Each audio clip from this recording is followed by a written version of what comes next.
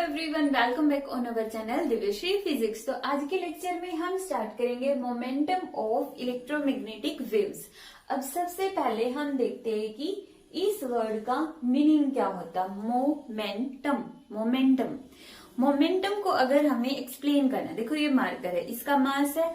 अगर अब मूव भी कर रहा है, मतलब मास भी है और मूव भी कर रहा है, तो इसी को मोमेंटम बोलते हैं। मीन्स कोई भी बॉडी जिसका मास होता है और वो मोशन में है, तो दैट मीन्स वो उसका मोमेंटम है। अब यहाँ पर हमने इलेक्ट्रोमैग्नेटिक वेव्स पढ़ी। इलेक्ट्रोमैग्नेटिक वेव्स की हमने देखा इंटेंसिटी होती है, इलेक्ट्रोमैग्नेटिक वेव्स का मोमेंटम भी होता है। कितना होता है वही हम देखने वाले हैं, ठीक है। तो यहाँ पे मोमेंटम ऑफ इलेक्ट्रोमैग्नेटिक वेव्स, सबसे पहले हमें बताए कि जो एनर्जी है, मान लो उस एनर्जी को हम दिखा रहे हैं यू से, कोई जरूरी नहीं है, ई से भी दिखा सकते हैं, ठीक है। तो यहाँ पे हम एनर्जी को दिखा लेते हैं यू से। और आइंस्टीन क्या बोलता है, according to the great scientist Einstein,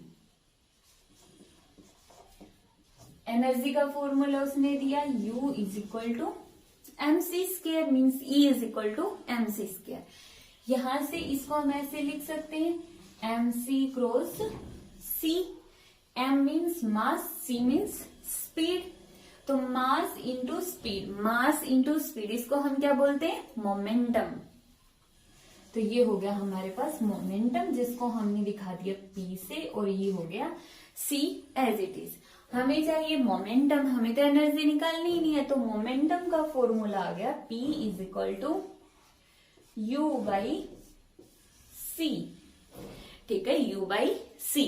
ये आ गया हमारे पास मोमेंटम का फॉर्मूला। अब यहां से दो स्पेशल केसेस आते हैं। ये हमारे पास एक बॉडी है, यहां पे लाइट फॉल हुई, ठीक है।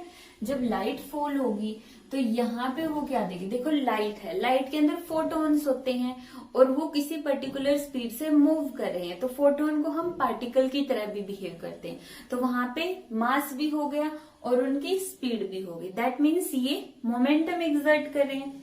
अब मान लेते हैं कि ये जो सरफेस है वो परफेक्टली एब्जॉर्ब कर लेता है,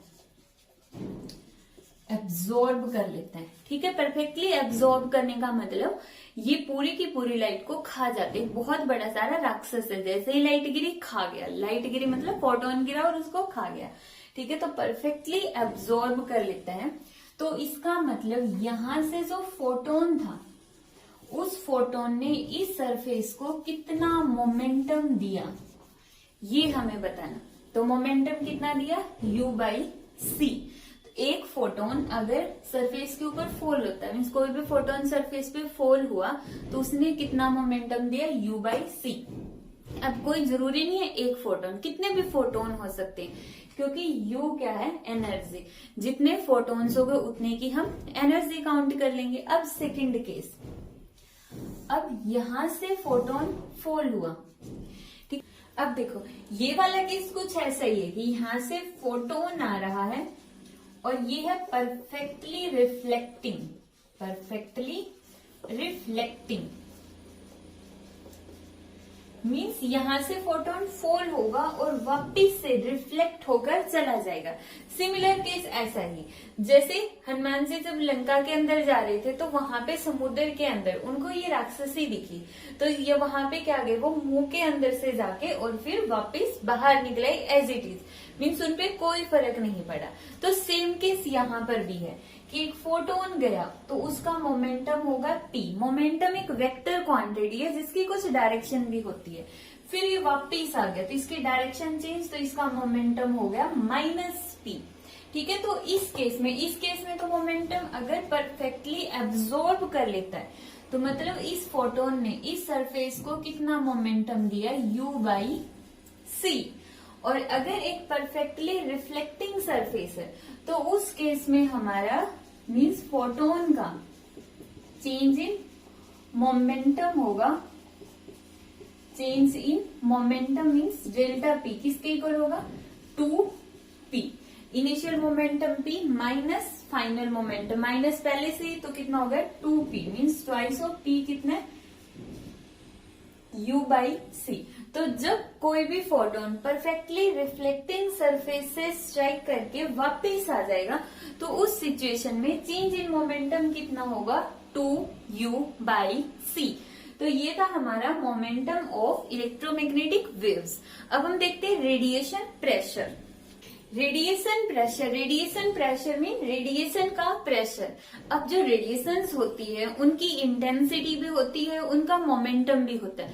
मोमेंटम मीन्स मास भी है, वेलोसिटी भी है। जब वो मूव करके कहीं पे स्ट्राइक करेगी तो वहां पर एक प्रेशर एक्सर्ट होगा, ठीक है। तो यहाँ पे वही हमें बताना है कि वो प्रेशर कितना होगा। तो रेडिएशन प्रेशर का डेफिनेशन क्या होगी, the force exerted by electromagnetic wave on unit area.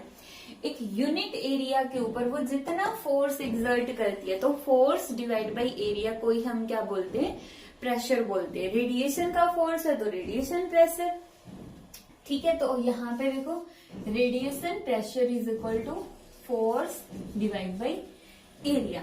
अब न्यूटन का सेकेंड लॉ है, न्यूटन का सेकेंड लॉ देखो सबसे इंटरेस्टिंग पॉइंट है। अगर कोई चीज मोशन में है तो वहां पे न्यूटन के लॉ आएंगे ही आएंगे, ठीक है। तो यहाँ पे भी न्यूटन का सेकंड लॉ आ गया। फोर्स की जगह हम लिख देंगे change in momentum divide by change in time. Force किसके इक्वल होता है, mass into acceleration. Second law mass into acceleration, जिसको हम dp/dt भी लिख सकते हैं। अब यहाँ पे आ गया change in momentum divide by time. अब हमें इसी को एक्सप्लेन करना है, change in momentum divide by change in time को।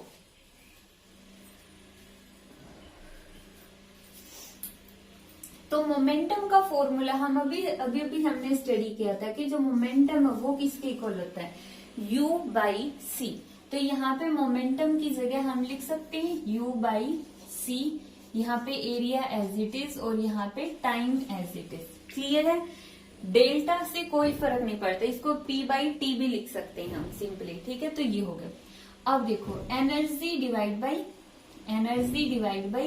एनर्जी पर यूनिट टाइम क्या होता है, इंटेंसिटी।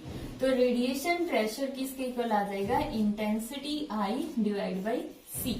तो रेडिएशन प्रेशर का फॉर्मूला क्या बन गया, intensity divide by C। C क्या, स्पीड ऑफ लाइट। तो ये था हमारा रेडिएशन प्रेशर।